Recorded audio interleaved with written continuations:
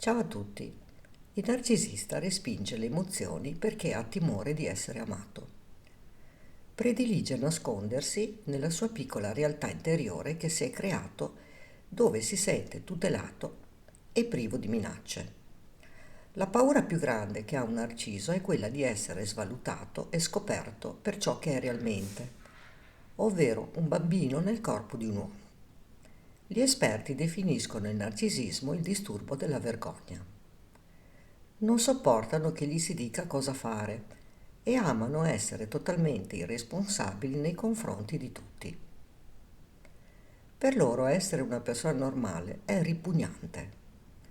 Il narcisista ha il terrore dell'abbandono. Ecco perché in un rapporto di coppia mette in atto una serie di tattiche per trattenere il partner vicino a sé e così poter attivare il controllo sulla propria compagna. Ma facciamo un elenco delle peggiori paure di un narciso e quali pensieri lo affliggono. Lui immagina che un giorno te ne andrai e supporrà che questa sarà la dimostrazione di non essere poi così straordinario e che in questo modo tu stai denigrando e sottovalutando la sua grandiosità. Ha il terrore che tu lo possa ignorare e questo non fa altro che farlo sentire mediocre, riportandolo in un luogo che lui ha represso nella sua mente fin da bambino. Teme che tu possa essere distaccata emotivamente e se ciò dovesse accadere non lo sopporterebbe.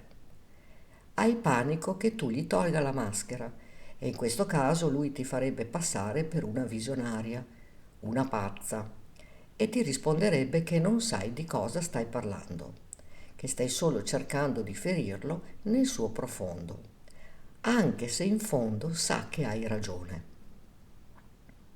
Ma pensa anche che per questo ti punirà, te la farà pagare ad ogni costo, perché stai cercando di distruggerlo.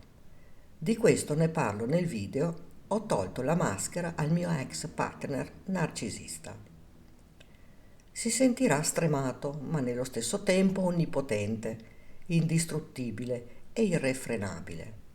Rimane convinto che finché conquisterà, mortificherà e riutilizzerà, la sua autorità non avrà una fine.